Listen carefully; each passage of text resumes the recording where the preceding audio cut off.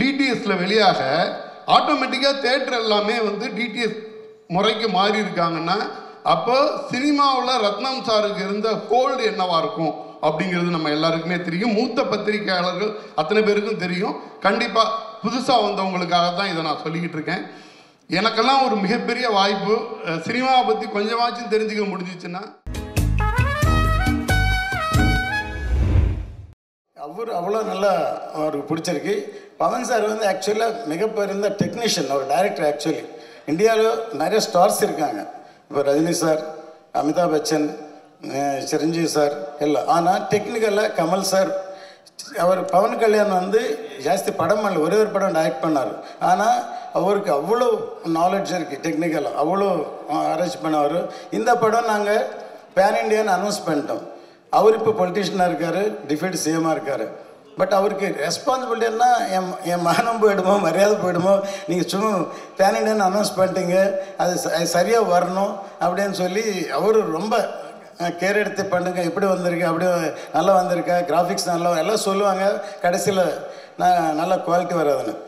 இன்றைக்கி இந்தியாவில் நாங்கள் இந்தியன் டைமில் சங்கர் சாரோட பண்ணும்போது ஹாங்காங்கில் கிராஃபிக்ஸ் பண்ணோம் ஃபஸ்ட்டு. அது அப்போ பண்ணும்போது அதுக்கப்புறம் சில பேர் வந்து காதலர் தினம் சில படங்களில் நாங்களே எங்கள் ரெண்டாவது பையன் ரவி, அவனும் மாயா படிச்சிருக்கான். எங்கள் ஃபேமிலியை டோட்டலாக டெக்னிக்கலாக அவங்கள வச்சு அவங்க நிறைய பேர் நாங்கள் சின்ன சின்ன ஒர்க்கு கொடுத்து சங்கர் சாருக்கு பாய்ஸ் டைமில் நான் இன்ட்ரடியூஸ் பண்ணேன். இப்போ அவங்க தான் இன்றைக்கி பாகுபலி, த்ரிபுலார், அப்போ ரோபோ எல்லா படங்களும் பண்ணுறாங்க. ஸோ இந்த படம் பண்ண முடிஞ்சதுன்னா இல்லை எக்ஸ்பீரியன்ஸோட வச்சு தான். ஆனால் இப்போது இன்னும் டைம் இருந்தால் நல்லாயிருக்கும். இப்போ முடிஞ்சு போன ப்ரீ ரிலீஸுக்கு ப்ரமோஷனுக்கு அப்படியே நினச்சி வருத்தப்பட்டிருக்கேன் ஆக்சுவலி. ஆனால் இந்த ஷார்ட் டைமில், அதாவது ஃபினிஷ் ஆன பிறகு இந்த ஷார்ட் டைமில் எந்த லெவலுக்கு கொண்டு போகணுன்ட்டு தூங்காமல் ராவும் பகலாக ஒர்க் பண்ணுறான் ஜோதி. கண்டிப்பாக அவனுக்கு பெரிய பேர் வரும் இந்த படத்தோட. இதில் ஒர்க் பண்ணுற சத்யராஜ் சார் கொஞ்சம் நாள் தான் ஒர்க் பண்ணார். அவங்க எல்லாம் ஷேர் பண்ணுவாங்க. நாசர் சார் இந்த சாங்கு பக்கத்தில் ரூம் ரெக்கார்ட் பண்ணோம். நெக்ஸ்ட் ஷார்ட் என்னன்னு ஷாக் ஆகிட்டார் நாசர் சார். இப்படி கூட பண்ணலாமா அப்படின்னு கேட்டார். அன்றைக்கி நான் செட்டில் இருந்தேன். அந்த மாதிரி அட்வான்ஸ் டெக்னாலஜி எனக்கு வளர்ந்துடுச்சு. இன்றைக்கி ஒரு லாங்குவேஜில் பேசினாலே எல்லா லாங்குவேஜுக்கும் ஏஐயில் பண்ணலாம், ஒரு லாங்குவேஜில் பாடினாலும் எல்லா லாங்குவேஜும் கொண்டு போகலாம். இன்னும் ஃபியூச்சர் டெக்னாலஜி வேறு லெவலுக்கு போகுது. அதுக்காக தான் நான் ஒரு ஃபிலிம் ஸ்டூடியோ இல்லைன்னா ஃபிலிம் இன்ஸ்டியூட் வைக்கலான்னு இருக்கேன் திருப்பதி கிட்ட. அதாவது சினிமா வேறு லெவலுக்கு போகுது. அதனால் அதனுடைய ஒரு பக்கம் தான் இந்த படம் பெருசாக இருக்கும். கண்டிப்பாக நீங்கள் எல்லோரும் பார்த்து ரசிப்பீங்க. எல்லோரும் உங்களுடைய சப்போர்ட், முக்கியமாக இவ்வளோ கஷ்டப்பட்டதுக்கு நான் வேண்டுகிறேன். உங்களுடைய எல்லோரும் சப்போர்ட் இது கொண்டு போய் சேர்க்கறது. ஏன்னா தெலுங்கு படமாக இருந்தாலும் இப்போ சாங்ஸ் எல்லாம் கேட்டிங்க, உங்களுக்கு எல்லாம் பிடிச்சிருக்கா?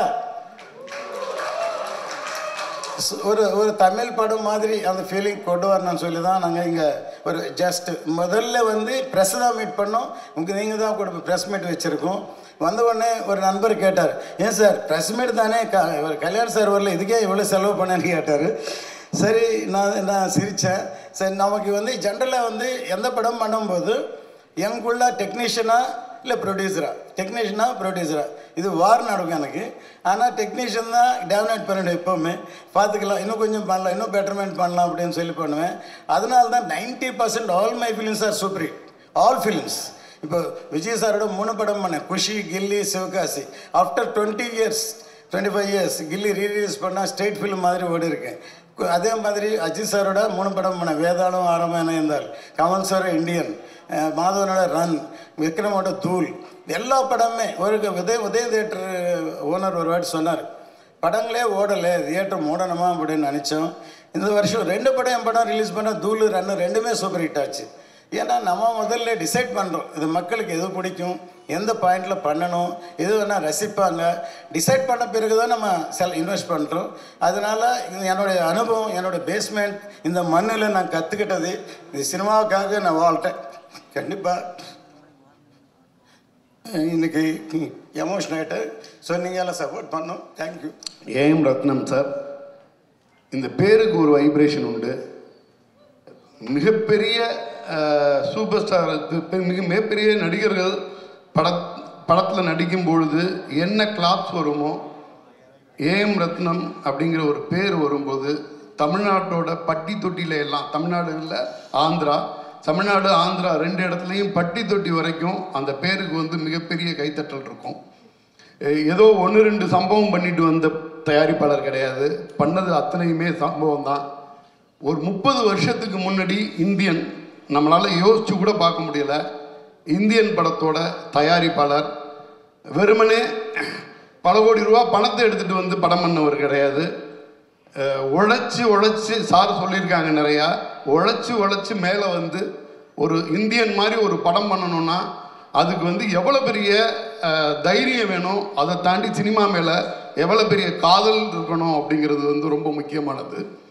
இந்தியனாகட்டும், கிட்டத்தட்ட சொல்லிகிட்டே போகலாம், உள்ள அத்தனை படங்களுமே தமிழ்நாட்டோட பிளாக் பஸ்டர், தமிழ்நாட்டோட சினிமாவோட ஹிஸ்ட்ரியை மாற்றி எழுதுனதில் வந்து ஏஎம் ரத்னம் சாரோட பங்கு பெரிய பங்கு அப்படின்னு நினைக்கிறேன்.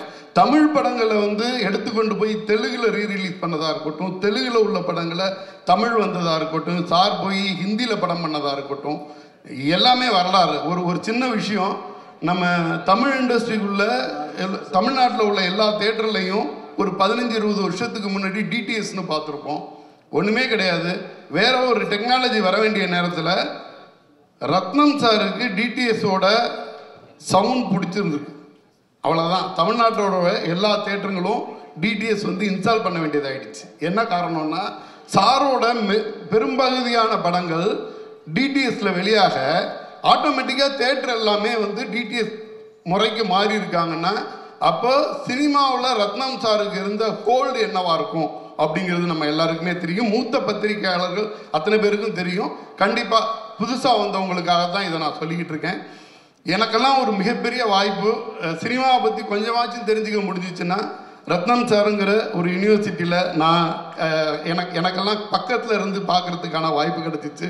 என்னோட குருநாதர் எம் சண்பகமூர்த்தி சார் அங்கே ஒர்க் பண்ணிகிட்டு இருக்கும்போது நான் அங்கே வந்து டிஸ்ட்ரிபியூஷன் மேனேஜராக ஒர்க் பண்ணியிருக்கேன். மிகப்பெரிய அனுபவத்தை அங்கேருந்து கிடைக்க முடிஞ்சிச்சு. மிகப்பெரிய பிரமிப்போடையே சாரோட ஒவ்வொரு நடவடிக்கையும் பக்கத்தில் இருந்து பார்க்க முடிஞ்சிச்சு. என்ன சொல்கிறது, என்ன ஒரு 7th ரெயின்போ காலனியோட ஸ்கிரிப்ட் எடுத்து அப்படியே படிக்க சொல்லுவாங்க. நான் எந்த வேகத்தில் தமிழில் அதை படிக்கிறேனோ அதே வேகத்தில் அதை வந்து தெலுங்கில் ட்ரான்ஸ்ஃபர் பண்ணிக்கிட்டு இருப்பாங்க சாரு. நான் படிக்கும்போதே வந்து இடையில வந்து ஒரு மாதிரியான எமோஷனுக்கு சிரிப்பு வந்துடும், இது வந்துடும், அதையெல்லாம் கவனிச்சுக்கிட்டே எழுதிக்கிட்டு இருப்பாங்க. படத்தோட எமோஷன் என்னவோ அதே எமோஷனில் படிடா அப்படின்னு சொல்லிட்டு அதை அப்படியே தெலுங்கில் எழுதிட்டு இருப்பாங்க. ஒரு மிகப்பெரிய பிரமிக்கத்தக்க ஆளுமை சார். வந்து என்னென்னா, வெறும் தயாரிப்பாளராக ஒரு ப்ராஜெக்டை அசம்பிள் பண்ணுற ஆள் கிடையாது, அதை தாண்டி அந்த ப்ராஜெக்டோட இன்வால்மெண்ட்டாக ஒரு சக கலைஞனாக உள்ளே உட்காந்து ஒர்க் பண்ணக்கூடிய ஒருத்தர். ஒருவேளை மிகப்பெரிய இயக்குநர்களுக்கு, மிகப்பெரிய நடிகர்களுக்கான அங்கீகாரம் மாதிரி தயாரிப்பாளர்களுக்கான அங்கீகாரம் அப்படின்னு ஒன்று நம்ம இண்டஸ்ட்ரிக்குள்ளே இருந்திருந்தால் ரத்னம் சாரோட பேர் இன்னும் 50 வருஷத்துக்கு டாப் ஃபஸ்ட்டில் இருக்கக்கூடிய ஒரு தயாரிப்பாளராக சார் இருந்திருப்பாங்க. இந்த ஸ்டேஜில் எனக்கு பேச வாய்ப்பளித்த ரத்னம் சாருக்கும், ஜோதி கிருஷ்ணா சார் அவரோட ஒர்க்கு நானும் பக்கத்தில் இருந்து பார்த்துருக்கேன். மிகப்பெரிய பர்ஃபெக்ஷனிஸ்ட்டு, நிச்சயமாக மிகப்பெரிய வெற்றி படமாக இருக்கும். ரொம்ப நன்றி.